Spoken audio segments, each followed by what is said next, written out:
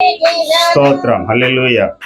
ప్రభునందు ప్రియ సహోదరి సహోదరులారా, ఈ పూట మనం చదువుకున్న లేఖన భాగము కొరింథీ పత్రిక మొదటి పత్రిక 15వ అధ్యాయము 58వ వచనం. ఆ వాక్య భాగంలో ఆఖరి మాట మీద మనం దృష్టి పెడదాం. అక్కడ ఏముంది అంటే, ప్రభు యొక్క కార్యాభివృద్ధి యందు ఎప్పటికీ ఆసక్తులై ఉండండి. ప్రభు యొక్క కార్యము అభివృద్ధి చెందుట కొరకు ఎప్పటికీ ఆసక్తులై ఉండండి. దేవుని యొక్క కార్యమునందు దేవుని పిల్లలకు ఆసక్తి ఉండాలి. ఈ ఆసక్తి ఎలాంటిదై ఉండాలి అంటే, జ్ఞానానుసారమైనదై ఉండాలి. ఆసక్తి ఉంటే సరిపోలేదు, ఆసక్తి జ్ఞానానుసారమైనదై ఉండాలి అని అన్నాను. ఎందుకంటే రోమాపత్రిక 10వ అధ్యాయము 2వ వచనాన్ని మనం గమనిస్తే అక్కడ ఏమని రాయబడి ఉందంటే, వారు దేవుని యందు ఆసక్తి గలవారని వారిని గూర్చి సాక్ష్యం ఇచ్చుచున్నాను, అయినను వారి ఆసక్తి జ్ఞానానుసారమైనది కాదు. జ్ఞానము లేని ఆసక్తి దేవుని కార్యాన్ని అడ్డగిస్తుంది.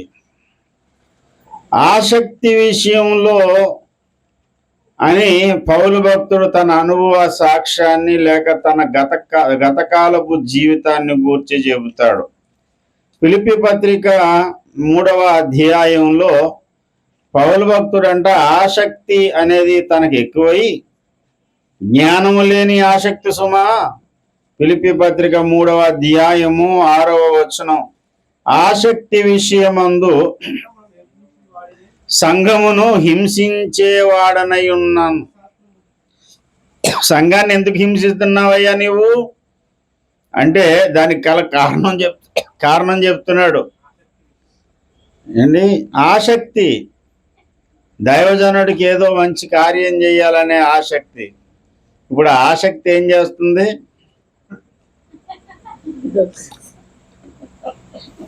నోట్లోంచి మాట రాకుండా చేస్తుంది. సౌలుకి ఆసక్తి ఉంది. మా తల్లి పుణ్యం ఉంటుంది తల్లి.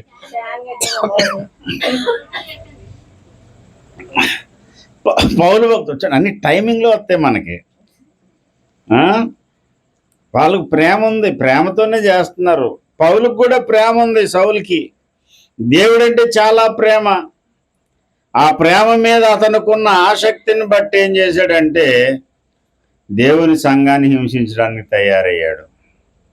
ఎందుకయ్యా దేవుని సంఘాన్ని హింసిస్తున్నావు? దేవుడి మీద నీకు ఆసక్తి లేదా, ప్రేమ లేదా? ఎందుకు లేదు సార్, ఎవరినన్నా చంపేసే అన్నంత ఆసక్తి ఉంది అండి. తాను చచ్చిపోతాడు, ఎవరన్నా చంపేస్తాడు, అంత తెగింపు కలిగిన వాడు. కాబట్టి సంఘమును హింసించుట. ఎందుకు హింసిస్తున్నావు అంటే ఆసక్తి ఎక్కువై. నీకు ఆసక్తి అనేది ఉండాలి. ఆసక్తి విషయంలో నీవు మాంద్యుడవు అంటే బద్ధకస్తుడు కావద్దు. ఇదొక ఆజ్ఞ కూడా ఉంది. ఆసక్తి విషయంలో మాంద్యులు కాకుండా ఉండండి అని ఆజ్ఞను కూడా రోమాపత్రిక 12వ అధ్యాయం 11వ వచనంలో చెప్తాడు.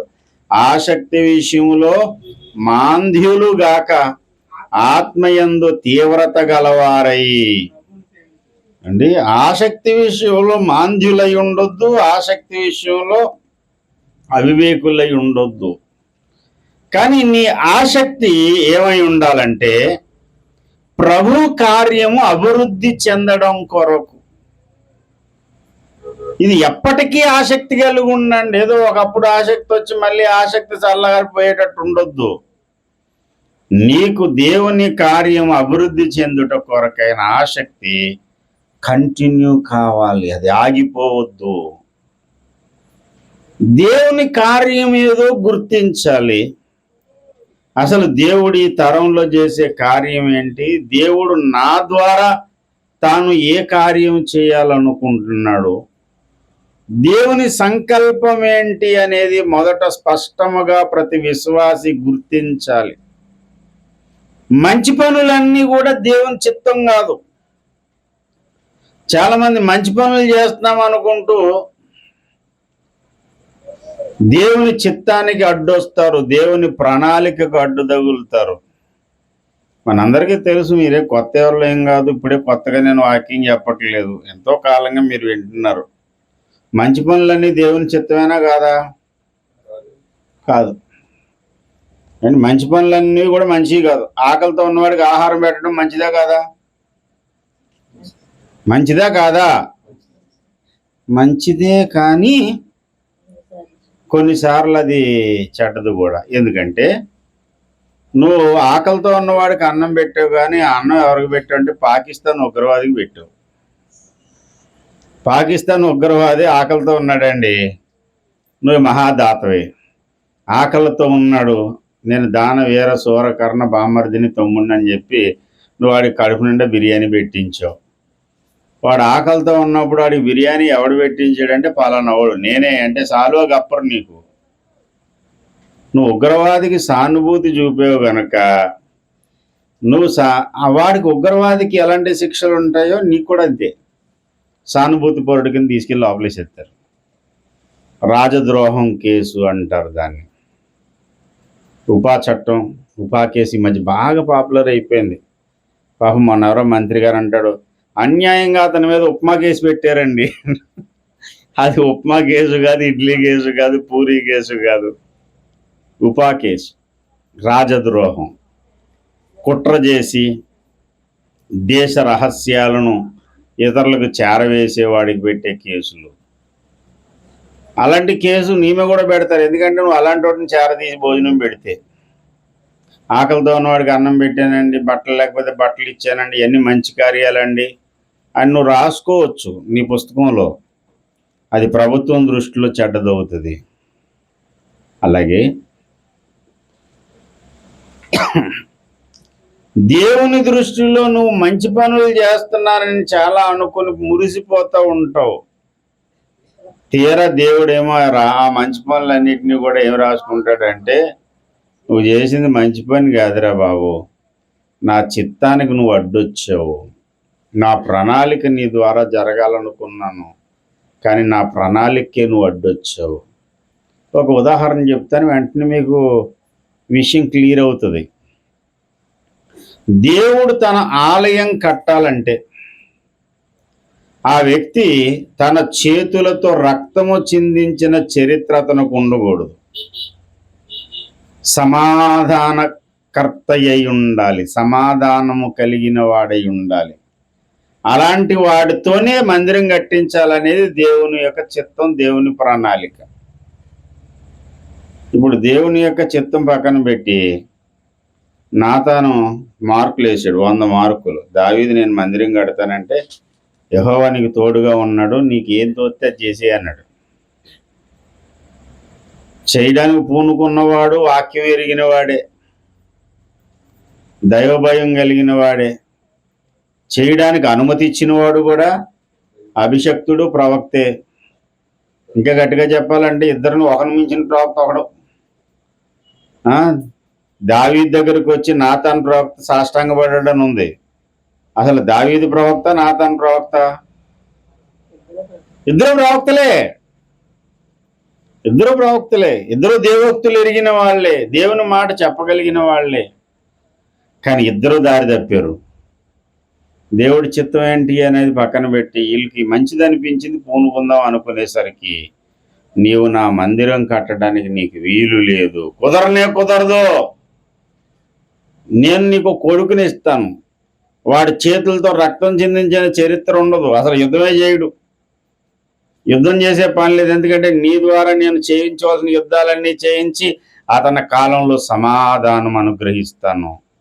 అతడు సమాధానకర్తగా ఉంటాడు, అతని ద్వారా నా ఆలయాన్ని నేను కట్టించుకుంటాను. ఇది దేవుని ప్రణాళిక. మందిరం కట్టడం మంచిదేనా కాదా?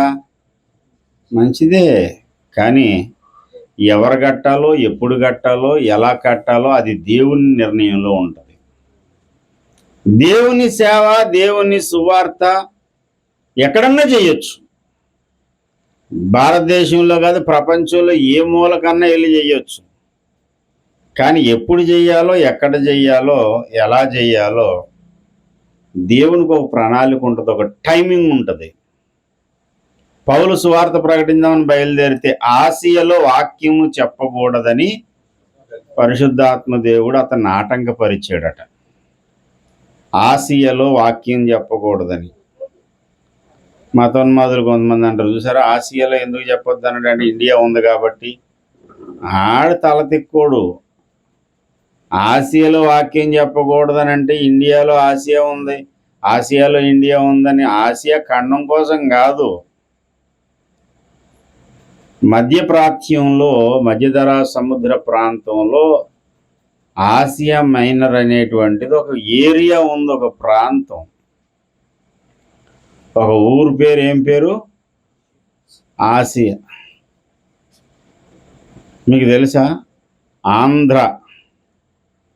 ఆంధ్రాలో సంఘం కట్టకూడదని దేవుడు చెప్పాడంటే ఆంధ్రప్రదేశ్లో కాదు, ఆంధ్ర అనే ఒక ఊరు ఉంది, శ్రీకాకుళం దగ్గర ఉంది.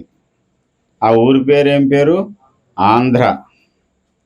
ఆంధ్రాలో సంఘం కట్టొద్దని దేవుడు నన్ను అన్నాడని నేను అన్నాను అనుకోండి, అంటే కాకినాడలో కట్టొద్దా అంటే ఎక్కడ కట్టొద్దని కాదు. ఆంధ్ర అంటే ఎక్కడ? ఆంధ్ర అనే ఊరు. అలాగే ఆసియా అనేటువంటి ఒక ఏరియా ఉంది, దాన్ని చిన్న ఆసియా అంటారు, ఆసియా మైనర్ అంటారు దాన్ని. ఆ చిన్న ఆసియాలోకి వెళ్ళొద్దు, దానికంటే ఒక బెటర్ ప్లేస్ ఉంది, ఇప్పుడు నేను నిన్ను పంపించవలసిన స్థలం ఒకటి ఉంది అని దేవుడు మాసిదోనియాకు పంపించాడు. అంటే దేవుడు ఎప్పుడు చేయాలో, ఎక్కడ చేయాలో, ఎలా చేయాలో, ఎవరు చేయాలో, ఎవరితో ఏ పని చేయించాలో అన్ని లెక్కల మాస్టర్లాగా ఆయన లెక్కలు రాసుకున్నాడు. ఆ లెక్క ప్రకారమే దేవుడు జరిగించాలనుకుంటాడు. గాడిద పని గాడిద చేయాలి, కుక్క పని కుక్క చేయాలని ఒక సామెత ఉంది. ఎవరి పని వాళ్ళు చేయాలి. బలర్పించే పనేమో సమూయేలు చేయాలి, యుద్ధం చేసే పనేమో సౌలు చేయాలి. ఇక్కడ ఉల్టా అయింది. సమూయేలు చేయవలసిన పనిలోనేమో సౌలేలు పెట్టాడు. దాన్ని బట్టి దేవుడు కోప్పడ్డాడు. కాబట్టి ప్రియమైన దేవుని బిడ్డలారా, మంచిది అనుకున్నదల్లా మంచిది కాదు, మంచిది అనుకున్నదల్లా దేవుని చిత్తం కూడా కాదు. దానికి ఉదాహరణ కింద చెప్పాను, మంచి పనులు అనుకుని భోజనం పెట్టడం, మంచినీళ్ళు పట్టడం కూడా కొన్నిసార్లు ప్రమాదమే. అన్ని దానాలకల్లా ఏంటంటే నీళ్లు దానం చేయడం మంచిది, నీళ్లు పోయేవానికి నీళ్లు పోయబడును అని చెప్పి అన్నామని చెప్పి ఆయాసం వచ్చేసి విపరీతమైన గొక్కు తిప్పుకోలేని పరిస్థితిలో ఉన్నవాడికి గబగబలాడితే 2 గ్లాసులు మంచినీళ్ళు పట్టించాం అనుకోండి, ఇంక అక్కడి నుంచి అలాగే వెళ్ళిపోతాడు, ఇంటికి రాడు. మంచినీళ్ళు ఇవ్వడం కొండెక్కేటప్పుడు గుర్తుపెట్టుకోండి, ఎప్పుడు కూడా కొండెక్కేటప్పుడు విపరీతమైన ఆయాసం వచ్చేసినప్పుడు ఆయాసంతో ఉన్నవాడికి నీళ్లు పట్టించేసి మన బాటిల్ దగ్గర ఇచ్చేసి కూడా ఒకడు, తాగేసి కూడా ఒకడు. అలా చేయకండి, కాసేపు ఆగాలి, నిశ్శబ్దంగా ఆగాలి. యాక్సిడెంట్ అయినప్పుడు కూడా పడిపోయి ఉన్నవాడు నోట్లో నీళ్ళు వెంటనే పోతే ప్రాణం పోద్దట. మరి అది ఎంతవరకు నిజమో తెలియదు, కానీ కొంచెం జాగ్రత్తగా ఆపి ఆయన కొంచెం లేపిలా కూర్చోబెట్టి అప్పుడు పోస్తారు. ఎందుకనంటే వాడు స్పృహలో ఉండడు. గబుకు నీళ్ళు కానీ పోసామనుకోండి గుటకయ్యలేడు, అది లంగ్స్లోకి వెళ్ళిపోయినాయి అనుకోండి మొత్తాన్ని ఊపిరి ఆక చచ్చిపోతాడు. అందుకని కిందన ఎవడన్నా పడిపోయి యాక్సిడెంట్లు ఉంటే ఆడి స్పృహ లేకపోతే నీళ్ళు పట్టరు. నీళ్ళు పట్టడానికి ఇప్పుడు స్పృహ వచ్చిన తర్వాత ఆయన లేపి కూర్చోబెట్టి కొంచెం నోట్లో నీళ్లు పోస్తారు. మంచి పనులు చేస్తున్నాం కదా అని చెప్పేసి కొన్ని ఇలాంటి మంచి పనులు చేయొద్దు. ఇప్పుడు ఎక్కడన్నా తగలబడితే ఒక బకెట్ నీళ్ళు పోయాలి, అవునా? తగలబడిందల్లా నీకు బకెట్ నీళ్ళు పోయకూడదు. అది ఎలక్ట్రికల్ షాక్ అనుకోండి, ఎలక్ట్రికల్ ఫైర్ అనుకోండి, బకెట్తో నీళ్ళు పోస్తే ఏమవుతుంది? ఇంకా మంట ఎక్కువైపోద్ది, లేకపోతే నీకు షాక్ కొడుతుంది. పెట్రోల్ తగలబడుతుంది. అక్కడ పెట్రోల్ తగలబెడుతుంటే పెట్రోల్ బంక్ దగ్గర ఒక బకెట్తో నీళ్ళు పెట్టరు, ఏం పెడతారు? ఇసుక పెడతారు. కాలిపోతున్నటువంటి దాన్ని నేను ఆరిపోయాను చూసారా, నేను మంచి పని చేశానని పుస్తకంలో రాసుకున్నావు అని చెప్పి నువ్వు బకెట్తో నీళ్ళు పోసావు అనుకో, ఆ ఫైర్ ఇంకా ఎక్కువ అవుతుంది. ఎందుకంటే నీటి మీద పెట్రోల్ తేలిక కాబట్టి పైన తేలిపోయి మంట ఇంకా వ్యాపిస్తుంది. ఇసుక పోసామనుకోండి, దానికి ఆక్సిజన్ అందక అది ఆగిపోద్ది, ఆరిపోద్ది. అలాగే మంచి పని అని అనుకున్నదల్లా కూడా ప్రయోజనం కాదు, కొన్నిసార్లు అది నీకు గిడిసి కొడుతుంది. అలాగే నీకు తోచిందల్లా చేసుకుని వెళ్ళిపోవడం దేవుని చిత్తం కాదు. ఇది దేవుని కార్యమా కాదా? ఇది దేవుని చిత్తానుసారమైన కార్యమేనా, లేక దేవుని చిత్తాన్ని ఆటంకపరిచేదా? దైవ కార్యం చేస్తున్నాం అనుకుని దేవుని కార్యానికి అడ్డొచ్చే వాళ్ళు తయారయ్యారు ఈ దినాల్లో. కొంతమంది అదొక టీం పెట్టుకున్నారు. ఏంటయ్యా అంటే, సరి అయిన సిద్ధాంతాన్ని మనం ప్రతిపాదించాలి. మనం ఏమి నమ్ముతున్నామో అది సరైన సిద్ధాంతం అయి ఉండాలి అని కొంతమంది తయారయ్యారు. వీళ్ళందరూ ఎవరంటే సరి అయిన సిద్ధాంతాన్ని కనిపెట్టేవాళ్ళు. కానీ వీళ్ళు ఒక్కొక్కరు ఒక్కొక్క సిద్ధాంతం కలిగి ఉంటారు. ఈయన ఒక సిద్ధాంతం కలిగి ఉంటాడు, నేను ఒక సిద్ధాంతం కలిగి ఉంటాను, ఈమె ఒక సిద్ధాంతం కలిగి ఉంటుంది. ఈ ముగ్గురు కలిపి ఏం చేయాలనుకుని తయారయ్యారు? సరైన సిద్ధాంతాన్ని. ఇదేంటి సార్, ఎందుకు చేస్తున్నారు మీరు అంటే, మేము దేవుని యందు ఆసక్తి కలిగిన వాళ్ళం. దైవాసక్తి ఉంది అని ముందుకు అడుగులు వేయడం సరిపోదు. నీవు దైవాసక్తి కలిగి ఉంటే ఏం గుర్తించాలని చెప్పాను? ఇది ప్రభు కార్యమా కాదా? అసలు దేవుని కార్యం ఏంటి? దేవుడు ఏం చేస్తున్నాడు? మన జీవితంలో మనకి ప్రయోజనకరమైనది ఏంటయ్యా అంటే, దేవుడు చేస్తున్న కార్యములో మనము సహకారులం కావడం. అంతకంటే గొప్ప భాగ్యం లేదు. దేవునికి స్తోత్రం. హల్లెలూయా. దేవుడు ఏమి కలిగి ఉన్నాడో అదే భక్తుడు కలిగి ఉండాలి. అందుకనే చిన్న దండుగా బయలుదేరారు గిద్యోను సేన. అందులో ఎంతమంది ఉన్నారు? 300 మంది. తిప్పు కొడితే 300 మంది. ఈ 300 మంది వేసే కేకలేంటి?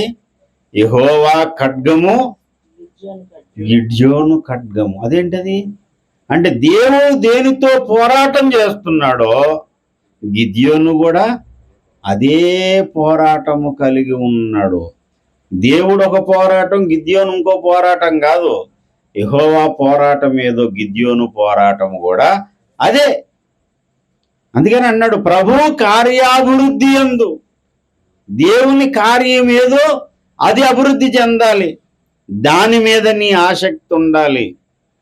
ఆసక్తి ఉంది కదా అని చెప్పి బయలుదేరి సరైన సిద్ధాంతాన్ని ప్రతిపాదించామని సరైన సిద్ధాంతాన్ని ప్రతిపాదించేవాడి మీద రాళ్ళు వేస్తున్నారు. ఇప్పుడు వీళ్ళు చేసేది సరైన సిద్ధాంత పోరాటమా, లేక దేవుని పోరాటానికి, దేవుని యుద్ధానికి, దేవుని యొక్క సత్యానికి అడ్డొస్తున్నారా వీళ్ళు అంటే, ఇలాంటి వాళ్ళు ఎంతమందో ఉన్నారు, దేవుని కార్యాన్ని అడ్డగించేవారు. ఈ తరంలో దేవుడు ఏ కార్యం అయితే ప్రారంభించాడో ఆ కార్యము శరవేగంతో ప్రయాణం చేస్తుంది.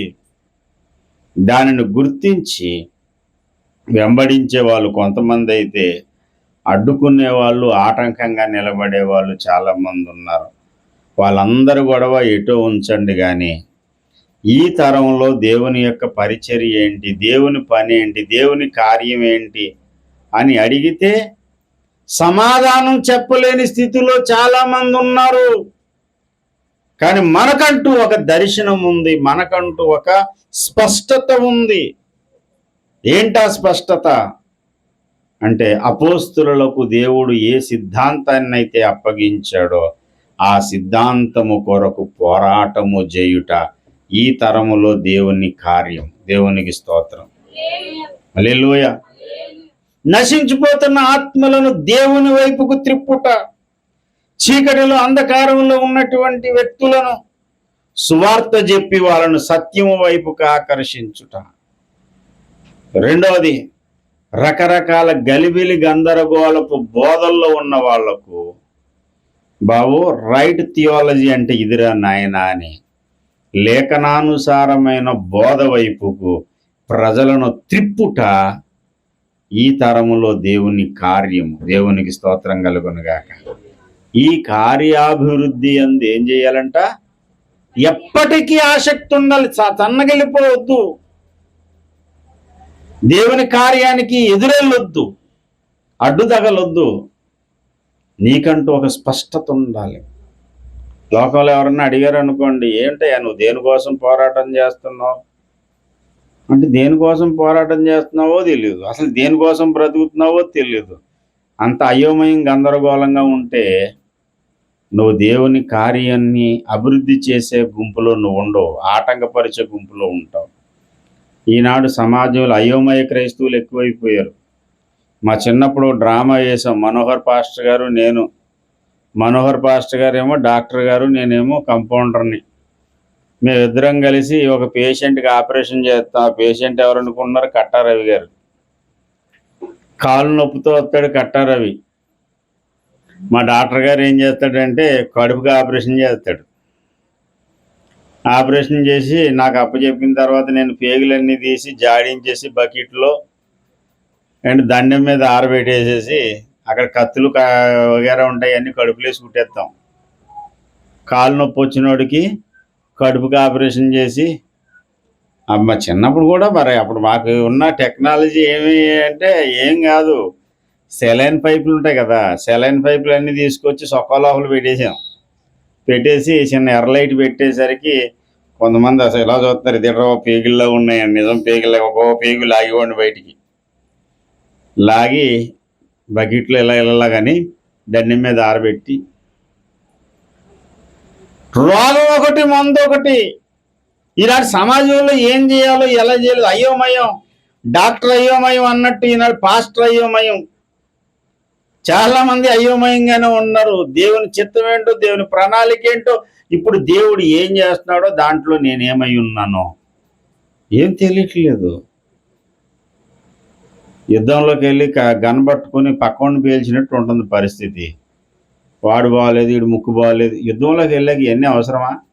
పక్కోడు ముక్కుకి మసి అంటితే నీకెందుకు, ఎదుటోడికి విగ్గు పెట్టుకుంటే నీకెందుకు? అనవసరమైన విషయాల మీద కాదు, గురి గమ్యం ఏదో, పోరాటం ఏదో, దేవుని ప్రణాళిక ఏదో, దాని మీద దృష్టి పెట్టాలి. ఎప్పుడైతే నీ దృష్టి నశించిపోతున్న ఆత్మల మీద, అసత్యంలో ఉన్న వారిని సత్యంలోకి నడిపించటంలోనూ నువ్వు ఎప్పటికీ ఆసక్తి కలిగిన వాడివై ఉంటే వ్యర్థమైన వాటి కొరకు నువ్వు పరుగులు పెట్టవు. వ్యర్థమైన కోపతాపాల మీద నీ దృష్టి ఉండదు. వ్యర్థమైనటువంటి పాపపు యోచన నీకుండదు. నీ దృష్టి అంతా పూర్తిగా మారిపోద్ది. లోకంలో ఎన్నో అందచందాలు, ఆటపాటలు అన్నీ ఉంటుండగా దేశ సంరక్షణ కోసం, దేశం కోసం పోరాడేటువంటి మిలిటరీ ఆర్మీ, ఇండియన్ ఆర్మీ వాళ్ళు గడ్డగట్టే చలిలో కూడా అక్కడే ఉంటారు. వాళ్ళు నీళ్లు దొరకకపోతే ఆ ఓట్లలో నీళ్లు తాగి అక్కడే ఉంటారు. ఏమయ్యా అంటే వాళ్ళ గురి నా దేశాన్ని నేను కాపాడాలి. ఈనాడు ప్రతి విశ్వాసి గురి ఏమై ఉండాలంటే నా దేవుని కార్యము అభివృద్ధి చెందాలి. అదొకటే నాకున్న ఆశయం, అదొకటే నాకున్న గురి. దాని కొరకు నేను కష్టపడతాను, దాని కొరకు డబ్బులు సంపాదిస్తాను, దాని కొరకు వ్యాపారం చేస్తాను అనేటువంటి ఆలోచన నీకు వస్తే నీ జీవితంలో దేవుని సంకల్పం నెరవేరుతుంది. నువ్వు పుట్టినందుకు నీకు ఒక విలువ ఉంటుంది. దేవునికి స్తోత్రం కలుగునుగా. హల్లెలూయా. అయితే ఒక మాట చెప్తున్నాను, వినండి. ఇలాంటి రోషం మంట ఎప్పుడు వస్తుందో తెలుసా? కాగా నా ప్రియ సహోదరులారా, మీ ప్రయాసము వ్యర్థము కాదు. నేను ప్రభు కార్యాభివృద్ధి కొరకు పరుగులు పెట్టడం, దాని కొరకు నేను ప్రయాస పడడం వ్యర్థం కాదు అని గ్రహించాలి. సార్ నేను పనిలోకి వెళ్ళడం మానేసి సువార్తకు వస్తే నాకేం వస్తుందండి? పనికి వెళ్తే 2000 రూపాయలు వస్తుంది. 2000 రూపాయలు వచ్చినా 3000 వచ్చినా నేను దేవుని పని చేస్తాను. నిత్యత్వంలో నాకు బహుమానం ఉంది. నా ప్రయాసం వ్యర్థం కాదు, నా ప్రయాసము వ్యర్థం కాదు. గ్రంథాలు కొని ఇతరులకు పంచి చదవండి రా. అసలు బోధ ఏంటో, రైట్ థియాలజీ ఎక్కడ దొరుకుతుంది? ఇదే ఈ తరంలో దేవుని ప్రణాళిక, ఇదే దేవుని త్రోవ. దీనిలో మీరు నడవండి. ఎప్పుడో ఒరిస్సా వెళ్ళినప్పుడు పంచిపెట్టాం. ఎంతమంది వచ్చారు అక్కడికి? ఒరిస్సా సువార్తకి. నేను ఫోన్ చేశాడు ఆ పాస్టర్ గారు.